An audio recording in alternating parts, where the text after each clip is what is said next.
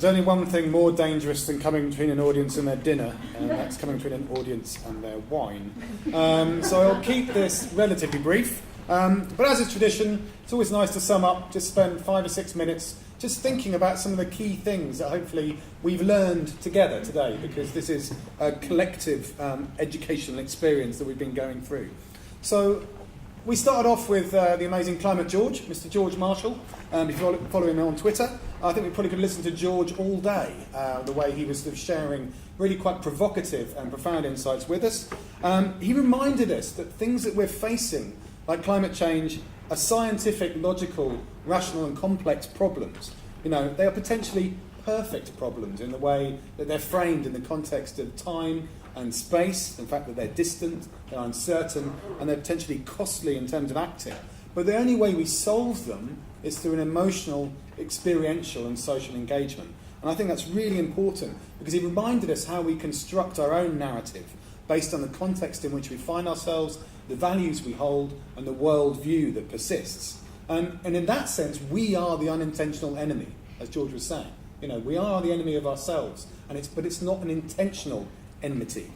And really the thing that I took away from that is this idea of disattention, the thing that we're really good at avoiding, and the thing that the public generally, and we as a species, are very good at avoiding. So if climate change or biodiversity loss is the elephant in the room, actually the real elephant in the room is the elephant in the room.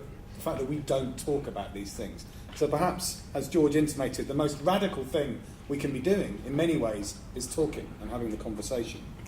Then we had the myth-busting session, which you lot were miserable at. We learned that everyone is almost always wrong about everything, and particularly we're always wrong when we're trying to work out what everyone else thinks. We realise also that we are weird and a little bit different, like we need reminding from the world out there. We also learned that the UK is the penguin nation. I expect you all to be using that as your favourite pub fact chat now. And we also learned that a robot penguin might get you laid.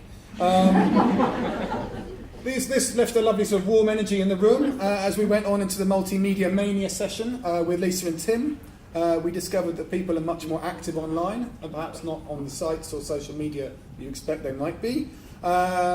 We need to get right inside people's heads to understand them and their motivations, that sort of mind space model that Lisa shared with us. And to remind ourselves that we're always constantly trying to reinforce a positive self-image, to think better about ourselves. And that plays into some of the threat stuff that George talked about in terms of forgiveness and accountability and actually passing through our guilt. We were moved by the story of Runty.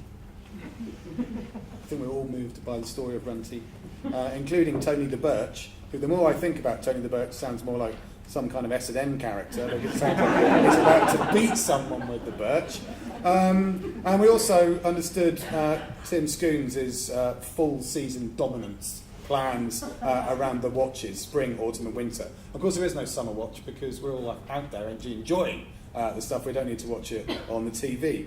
But I think for me, again, the idea was building these stories, this salience, this social proof, and this shared user-generated content, the involvement, the participation, which builds a real movement. Whether that's citizen science, whether that's Hedgehog Street, whether that's street parties. Incidentally, I'm still prepared to tell the rude hedgehog joke, perhaps over wine. And really it's about that partnership opportunity that Tim dangled in front of us all, and saying, how do you fly on the coattails of the great work the BBC is able to do with some more pointed campaigning? So we all need to be plotting around the tree stump like those maverick red squirrels.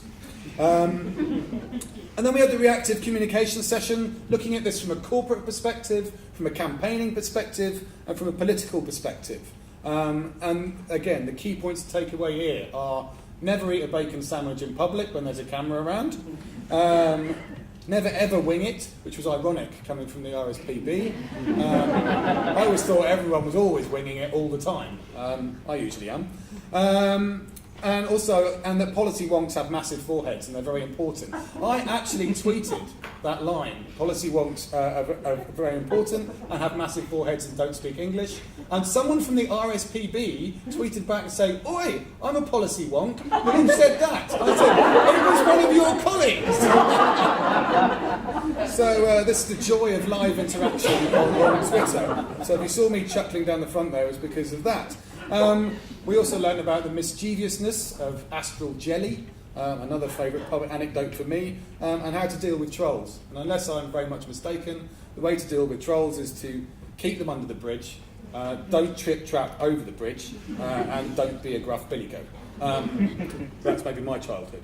And finally we came at that lovely session with the stories, the kind of the real frontline work that all of you amazing people are doing. And there was some fantastic stuff there. I particularly loved Gina's stuff around connectivity and this beautiful dynamism between digital and real-world connectivity. And can we use these amazing devices we now have to enhance our connection to the real natural world out there? I think Brizzle, where we are, is also a fun place to be and say, like Uppsala. And I love the idea of going into space, which sort of played back to our knowledge of immigration earlier. I mean, these astronauts going up there, sponsored by the state, leaving our planet, floating around for 6 months. I mean, personally, I'm feeling slightly indignant.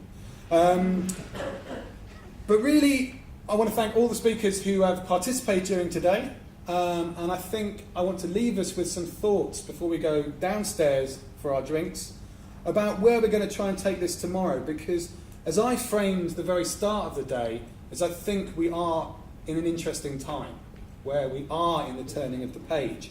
And I think the news story around interdependence, around this internal struggle, around the rite of passage that humanity seems to be having to go through right now, is extraordinarily interesting. It's very profound in my work and the work of Futerra, because as Polly Higgins, who wrote the book Ecocide and has been an extraordinary campaigner on Ecocide, said, it's like empathy and compassion are contagious, extraordinarily so. And we might realise that when progress on communications is genuinely happening, as George said, we may not always like the messages we see, but whether we know that we are speaking to a much more broader and inclusive audience.